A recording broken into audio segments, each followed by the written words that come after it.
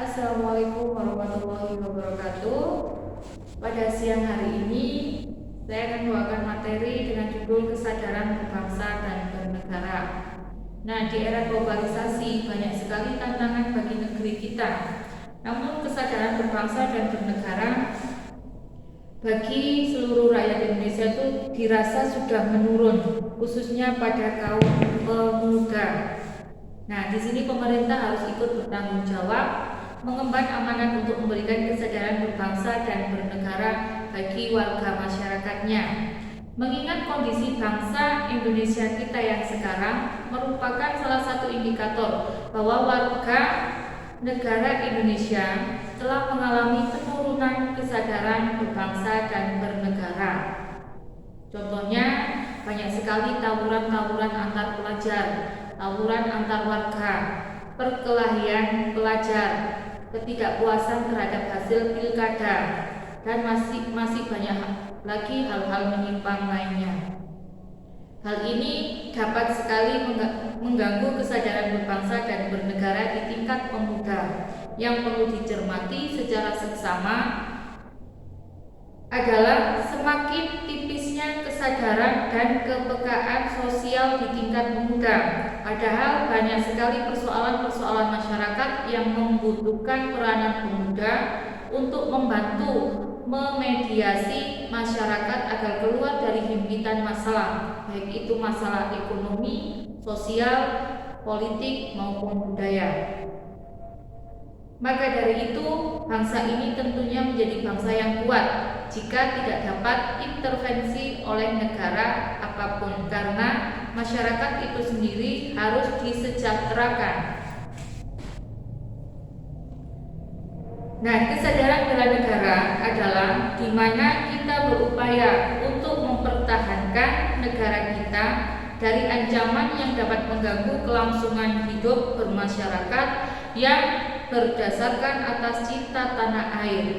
Kesadaran bela negara itu juga dapat menumbuhkan rasa patriotisme dan nasionalisme di dalam diri masyarakat. Sedangkan nilai-nilai bela negara yang harus lebih dipahami penerapannya dalam kehidupan bermasyarakat berbangsa dan bernegara antara lain cinta tanah air. Cinta tanah air adalah melestarikan budaya-budaya yang ada, menjaga lingkungan, dan pastinya menjaga nama baik negara. Yang kedua, kesadaran berbangsa dan bernegara dapat diwujudkan dengan cara mencegah perkelahian antar pelajar atau antar perorangan atau antar kelompok. Kemudian menjadi anak bangsa yang berprestasi baik di tingkat nasional maupun internasional.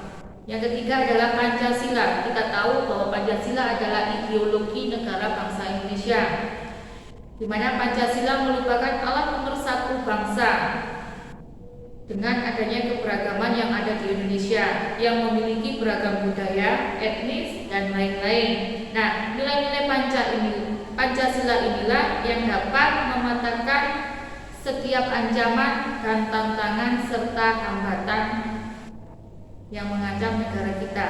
Yang keempat adalah rela berkorban untuk bangsa dan negara. Di sini artinya kita harus mengedepankan kepentingan negara dan mengesampingkan dulu kepentingan pribadi. Memiliki kemampuan bela negara. Nah, kemampuan bela negara ini dapat diwujudkan sesuai dengan profesi yang kita miliki masing-masing. Kalau sebagai seorang pelajar, maka kita harus belajar dengan sungguh-sungguh. Pada pendidikan kewarganegaraan ditanamkan prinsip etnik multikulturalisme, yaitu kesadaran perbedaan dengan satu dengan yang lainnya menuju sikap toleran, yaitu menghargai, menghormati perbedaan yang ada. Pada etnis dan religi yang sudah harus menjadi bahan perekat kebangsaan apabila antar warga negara memiliki sikap toleran. Nah, dengan adanya kesadaran berbangsa dan bernegara, maka akan terwujud sikap nasionalisme dan patriotisme. Apa sih nasionalisme itu? Nah, nasionalisme itu sendiri diartikan menjadi dua, dalam arti sempit maupun dalam arti yang luas. Kalau dalam arti sempit yaitu mencintai mencintai atau sikap mencintai bangsa sendiri secara berlebihan, sehingga menganggap rendah bangsa yang lainnya. Kalau nasionalisme secara luas artinya sikap mencintai bangsa dan negara sendiri dan menganggap semua bangsa adalah sama derajatnya. Ada 3 hal yang harus kita lakukan untuk membina nasionalisme Indonesia. Yang pertama, mengembangkan persamaan di antara suku, mengembangkan sikap toleransi, memiliki rasa senasib dan sepenanggungan di antara sesama bangsa Indonesia. Sedangkan ada 4 hal yang harus kita hindari dalam sikap nasionalisme adalah sukuisme, chauvinisme, ekstremisme, dan provinsialisme. Berikutnya adalah sikap patriotisme. Sikap patriotisme adalah sikap sudi berkorban segala-galanya, termasuk nyawa sekalipun untuk mempertahankan kejayaan negara. Adapun ciri-ciri patriotisme adalah cinta tanah air, rela berkorban, menempatkan persatuan dan kesatuan, berjiwa pembaharu, serta tidak kenal menyerah atau putus asa.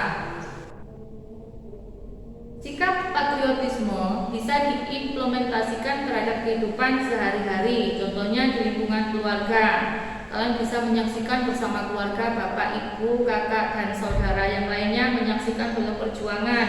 Banyak-banyak membaca buku bertema perjuangan.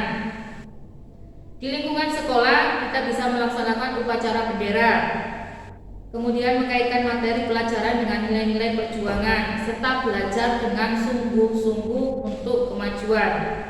Untuk di lingkungan masyarakat, kita bisa mengembangkan sikap kesetiakawanan sosial di lingkungan, memelihara kerukunan di antara sesama warga. Kalau dalam kehidupan berbangsa, kita bisa meningkatkan rasa persatuan dan kesatuan, melaksanakan Pancasila dan Undang-Undang Dasar, mendukung kebijakan pemerintah, mengembangkan kegiatan usaha produktif, mencintai dan memakai produk dalam negeri, serta mematuhi peraturan hukum dan tidak main hakim sendiri. Demikianlah materi tentang kesadaran berbangsa dan bernegara. Saya akhiri. Wassalamualaikum warahmatullahi wabarakatuh. Waalaikumsalam.